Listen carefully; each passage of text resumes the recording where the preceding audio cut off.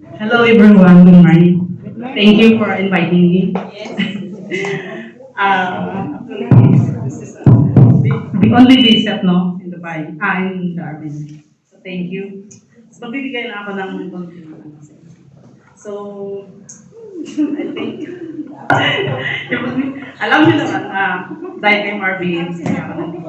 So, I think God will plan why I'm here. It's not accidentally that I'm here. I think He has a message for each and everyone, giving him a testimony. Actually, I'm a born again Christian. I'm joining for JRFIM in Dubai ministry. So I baptized last, I think. Actually, bago pa. So that's why medyo mainit-init pa. Wala sana. So Holy Spirit is with us. So, ano ko lang, kasi alam naman natin na tayo nabubuhay dito sa mundo, maraming pagsubok, trials, at hindi natin yan ipagkakailang. As a Christian, we need to disciple to each and everyone to share the blessings of the Lord. So, yung akin lang, kunting mabigay lang ako. Kasi ako din maraming trials din nangyayari sa buhay namin, lalo sa aming pamilya. So, siguro, masasabi ko lang na kailangan lang natin mag-accept to God in our hearts, na talagang buong-buo, na talagang kilalanin natin siya kung tayo nabubuhay dito sa mundo, hindi natin yung sarili natin kung wala si God sa buhay natin.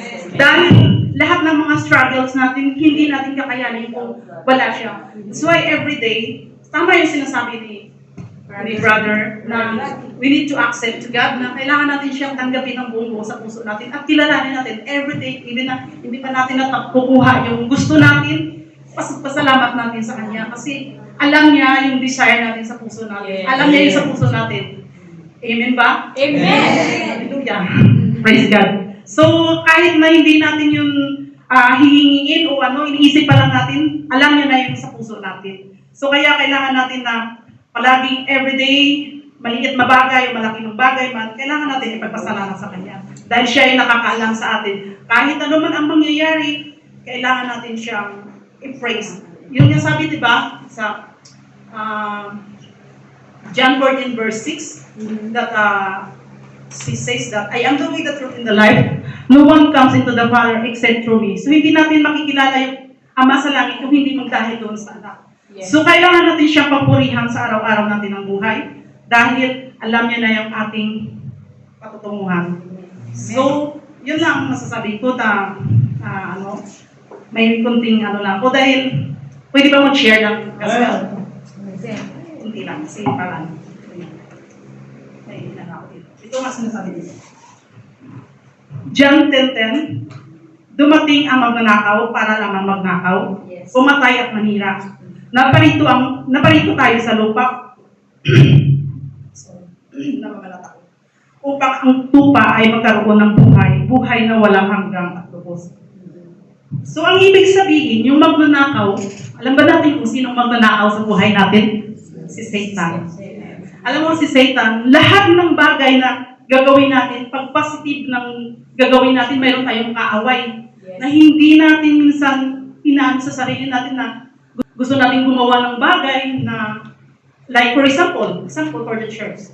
Sometimes iniimbitahan tayo na pumunta sa church. Mayroon minsan na nag-hesitate, diba? Ayaw. So, ikaw na nag-invite minsan, gusto mo siyang i-place na parang magkaroon ng, spirit, immune spirit, hindi mo siya madadala dahil mayroong nag-aakay. So, yung mga bagay na yan minsan, kailangan natin mapagtahumpayan na ipaglalaban natin, lalo na yung kapatiran natin. Yun yung sinasabi na, John 3:16, commit an action to the Lord and will plan will be success. Lahat ng bagay, kailangan natin siyang i-commit with action. And then, para matagumpayan natin yung mga bagay na gusto natin. So, yung sinasabi na yung ang pumatay, yun din, yung spirit natin pinamatay. Si Satan din yun. Kaya yun ang sinasabi na kailangan natin maging strong, hope, and para magkaroon tayo ng kapayapaan sa mga problema. Normal lang yun kasi lahat tayo magkaroon ng problema. ako naranasan ko rin na magkaroon ng anxiety. Saka, yung bang parang go to depression, alam mo yun. Pero minsan, naisip ko na, bakit nga bang nangyayari yung mga bagay na yun?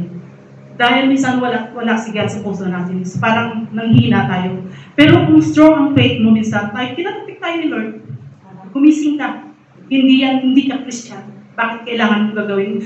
Diba nag-time na parang gusto mo lang magawa ng bagay na hindi maganda? Parang sabi ko sa sarili ko, ano ba, yung parang katapusan na ba? Lord, ito na ba talaga yung ano mo? Bakit gano'n? Sorry. Bakit parang, sorry na pala ako. Parang puro na lang problema. Problema na lang ng palagi ang pumapasok sa isip mo. At parang hindi mo na mapagtagumpayan. Pero minsan naaalala ko na yung buhay ni Job. Si Job, di ba, kung gaano siya ka wealthy man, kung gaano siya ka yaman na tao, kung gaano siya ka believer ni God. Minsan hindi siya sumuko. Minsan kahit na maraming pagsubok na nangyari sa buhay niya, pero ginawa niya pa yung papurihin ang Diyos. Ang nangyari sa kanya, isa lang ang nakuha ko dito na sa Job. Kasi lahat ng wealthy niya, kinuha lahat ni Lord. Pero ang ginawa niya doon sa Job 1:21, ang sinabi niya, lahat ng binigay sa akin ng Panginoon, hubad akong ipinanganak dito sa mundo, hubad din ako mawawala. Sorry.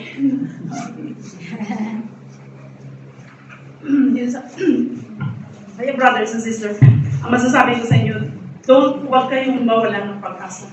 Kahit alam kong pupunti lang kayo dito at i-ano nyo yun, i-pursue nyo na magkaroon kayo ng ministry dito. Kasi alam nyo bakit marami pa kayong maaakay na tao na soul na, alam nyo yun, na hindi.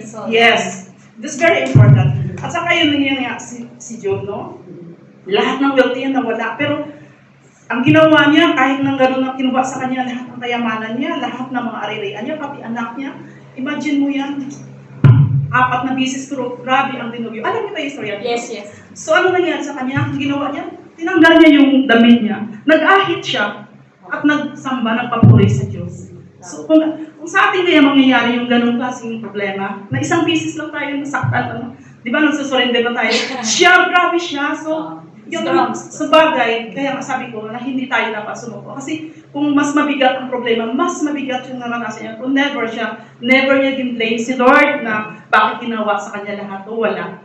Kung di ang ginawa niya, pinapurihan niya pa ang Panginoon at sinamba. Because you know what happened? Because of Satan. Si Satan ang gumawa sa kanya na supukin siya. Pero never siya nag-iba. So that's why, sabi ko na tayo, as a Christian, kailangan natin accept God in our heart na buong buo. Yun sabi niya, love your God with all your heart and with all your soul. Kasi kung si God nandito sa loob ng puso natin, hindi tayo matatalo kahit ano pa ba mangyari. Yes. Amen? Amen. Yes. Yun lang mga kapatid. So, yun lang ang masasabi ko. Thank you, Lord. Hallelujah. Gawin mga bawat isa, bigyan niyo po ng kapayapaan at kaginhawaan ang mga puso nila, Lord. Touch their heart and open their mind, O Lord God Jesus.